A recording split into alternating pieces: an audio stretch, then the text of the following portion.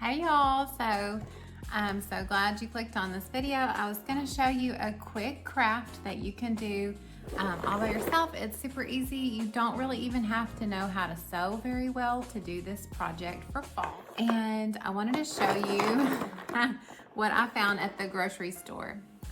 Obviously, this is a pumpkin stem from an actual pumpkin, and I don't know if you guys knew, but pumpkin stems are extremely expensive if you try to buy them on Etsy or something like that.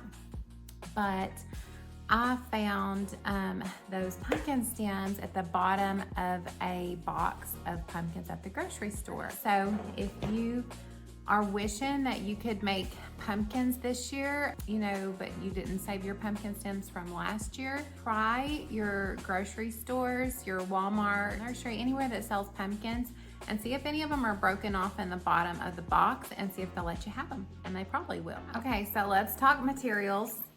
I found these large eye needles at Walmart. They have to have a large eye because we are gonna be threading them with dental floss. This is the 97-cent dental floss, so we do not need expensive dental floss for that at all.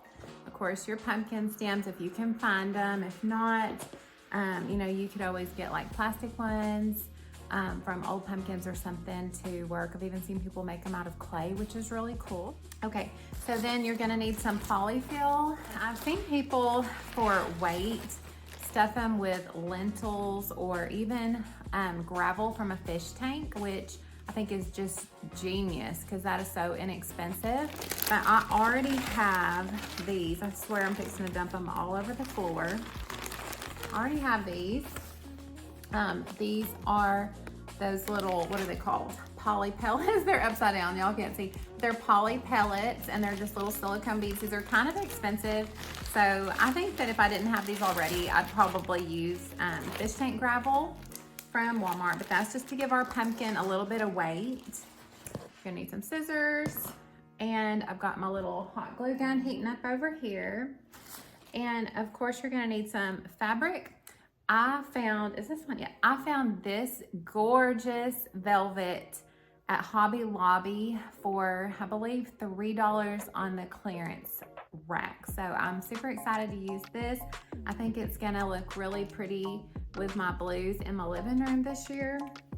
And then I also went to Hobby Lobby, Joann's, and I found this, which is absolutely beautiful. I love this color. It's so rich and dark and just gorgeous. So all this is gonna go together for my little centerpiece I'm doing and for my mantle. So I'm gonna show you guys the mantle hopefully at the end of the video, so stay to the end so you can see. This doesn't have to be perfect.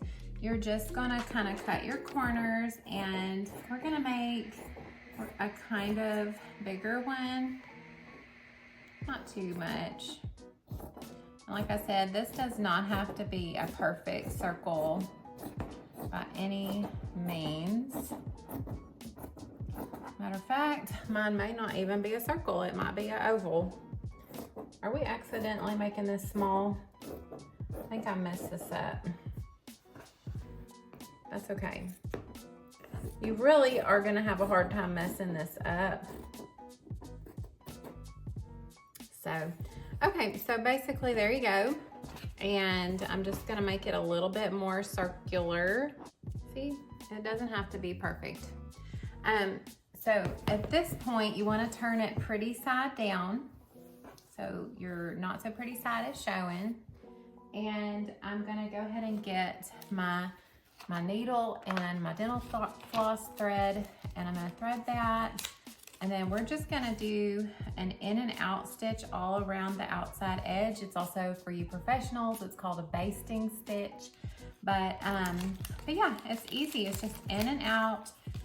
We can do this, guys. So you just start on your not so pretty side.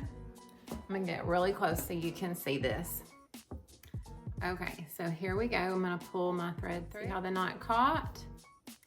Now I'm gonna go on the other side, in and out, and I'm literally just weaving it.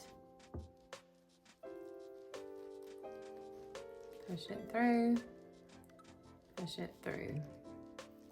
I'm just gonna do this all around the outside edge of my circle. I'm gonna go ahead and pull that so you guys can see. See that? That's just an in and out pattern. Pull it through.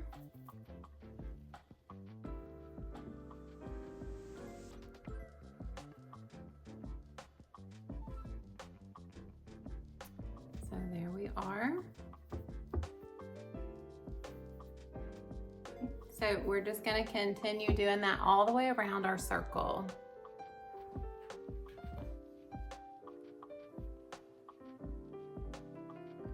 I was just wondering, if you are watching this, tell me where you're from. Just drop it in the comments. I'm from East Texas. I know y'all can probably hear I have an accent, but I actually grew up in the same town that Miranda Lambert grew up in.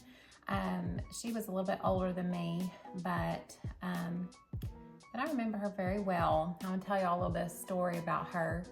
So when I was, I think in 3rd grade, we had a talent show at the school, and she was in the talent show, and she sang "Any Man of Mine" by Shania Twain. And even as like 3rd graders, we were in awe. I mean, the girl could sing, and we were just like, wow, she sounds so good. And that was really the first time I ever heard Miranda Lambert sing. You can see we've made just a little bag. Okay, there we are. I'm gonna get close so you guys can see it. So here we go, that's our little bag, and I'm not gonna cut your thread. Do not cut your thread, my needle's still attached. That's very important. Do not cut your thread. We're gonna fill our bag with those little polyfill beads. If you can see, I've just got, you know, it's about that full. I'm just gonna kind of open it up just a little bit.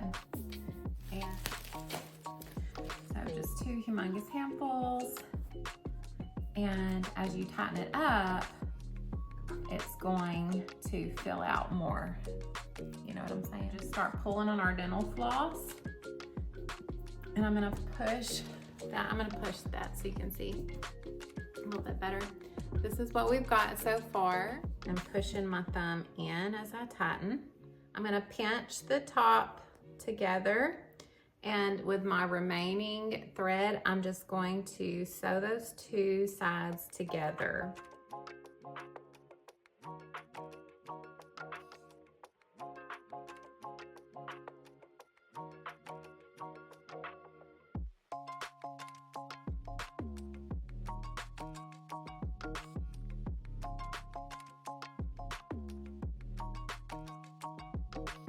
What I want to do is also sew a stitch from here to here, because I want it to gather a little tighter across. Stitch right across, and I pull it close.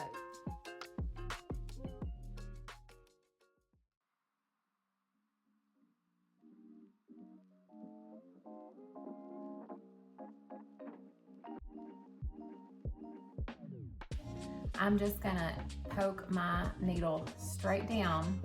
And guys, please be careful, because you can poke your finger at this part. So if you have a thimble, which is that little metal thing that slips over your finger, that might actually be the safest route, but I guess I'm just not gonna do the safest route at this time. But let's see if I can get this through. So I'm gonna pull it. We got that. See, it went all the way through. I'm gonna go back in, right up again. I grab it, and I pull it, and then I'm gonna pull it as tight as I can.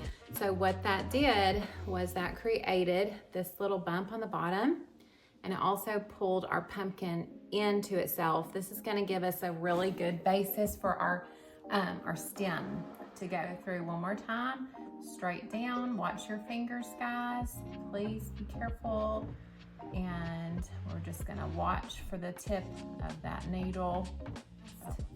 Come up, and we can, you gotta make a face. If you make a face, it'll come out. Yay, all I have to do now is cut my dental floss.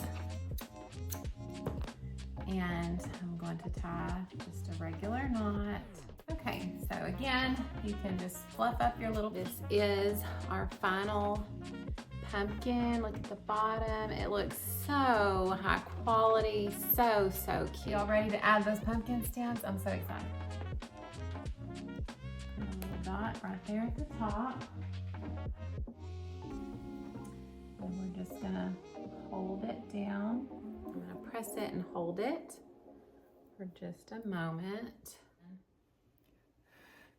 And that is done. Oh my goodness, look how cute. I just burped.